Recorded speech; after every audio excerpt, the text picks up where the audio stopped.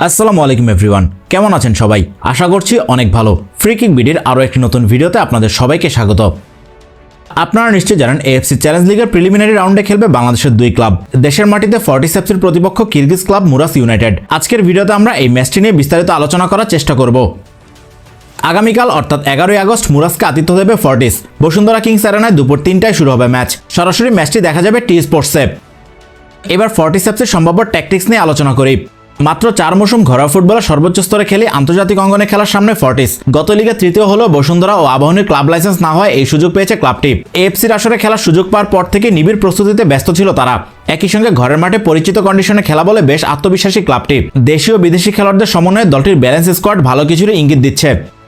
গোলপোস্টে লঙ্কান অধিনায়ক সুজান পেরেরা ফর্টিসের আস্থার প্রতীক। গত লিগে 18 ম্যাচ খেলে 10টাতে ক্লিনশিট রেখেছেন তিনি। রক্ষণে নেপালি সেন্টার ব্যাক অনন্ত তামাং ফর্টিসের আস্থার প্রতীক। গত মৌসুমে দলটির সবচেয়ে কম গোল হজমের পেছনে অন্যতম বড় ভূমিকা ছিল তার সঙ্গে ঘরোয়া ফুটবলের পরিচিত মুখ মঞ্জুরুর রহমান মানিক, দুই তরুণ কামাচাই মার্মা ও মিঠু চৌধুরী রয়েছেন দলটিতে। নতুন করে যুক্ত হয়েছেন জাপানি ডিফেন্ডার শিয়ান কাওয়াসাকি। এর আগে তিনি খেলেছেন লাওস এবং মঙ্গোলিয়ান লিগে। মাঝমাঠ ফর্টিসের জন্য শক্তির বড় জায়গা। লোকালদের মধ্যে অভিজ্ঞ আতিকুর রহমান ফাহাদ, তরুণ তুর্কি সাজেদ জুমন, শান্ত টুডু ও লোনে আসা শাকিল হোসেন রয়েছেন দলটিতে।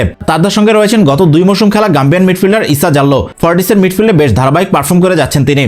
মাঝমাঠে শক্তি বাড়াতে নেপালি মিডফিল্ডার এরিক বিস্তাকে দলে নিয়েছে ফর্টিস। গত মৌসুমে তিনি খেলেছিলেন ব্রাদার্স ইউনিয়নে। ফর্টিসের মাঝমাঠে আরও যুক্ত হয়েছেন জাপানি মিডফিল্ডার ইউসে শিমোমুরা। গত মৌসুমে তিনি লাওসের ক্লাব এজরা এফসির হয়ে খেলেছেন এএফসি চ্যালেঞ্জ লিগে। অ্যাটাকিং মিডফিল্ড বা উইংয়ে খেলবেন আরেক গাম্বিয়ান পা ওমর বাবু। 2022-23 মৌসুম থেকে ফর্টিসের হয়ে খেলছেন তিনি। দলটির আক্রমণ ভাগে বেশ দুর্দান্ত পারফরমেন্স উপহার দিচ্ছেন। গত লিগে 16 ম্যাচে করেছেন 13টি গোল এবং 7টি অ্যাসিস্ট। দলটির নেতৃত্বের দায়িত্ব তার কাঁধে। ফর্টিসের আক্রমণ ভাগে নতুন সংযোজন নাইজেরিয়ান স্টিফেন চুকুদে। 31 বছর বয়সী এই স্ট্রাইকার নাইজেরিয়ান লিগে খেলেছেন 149 ম্যাচ, করেছেন 26টি গোল। অভিজ্ঞতা রয়েছে সিএফ কনফেডারেশন কাপ এবং সিএফ চ্যাম্পিয়ন্স লিগে খেলার।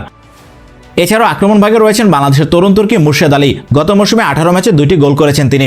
তার সঙ্গে লোনে আসা অভিজ্ঞ উইঙ্গার মোহাম্মদ ইব্রাহিম এবং রাফায়েল টুডো ও রিয়াজউদ্দিনের মতো তরুণরা রয়েছেন ক্লাবটিতে। সব মিলিয়ে কোচের হাতে বেশ ভালো ব্যালেন্স একটা স্কোয়াড রয়েছে।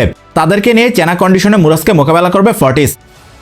এদিকে প্রতিপক্ষ মুরাস ইউনাইটেড নামে ভারে বেশ শক্তিশালী। গত মৌসুমে মাত্র 1 পয়েন্টে পিছিয়ে কিরগিজ লিগে রানার্স আপ হয় ক্লাবটি। এবারের লিগেও 18 ম্যাচ শেষে রয়েছে সবার উপরে।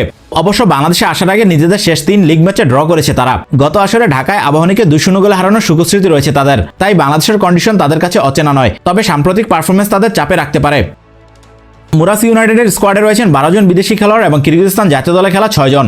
দলটির গোলপোস্টে রয়েছেন 6 ফুট 2 ইঞ্চি উচ্চতার ইউক্রেনিয়ান গোলকিপার ওয়েস্ট কস্টিক। চলতি মৌসুমে 12 ম্যাচে তার ক্লিনশিট সংখ্যা 6টি।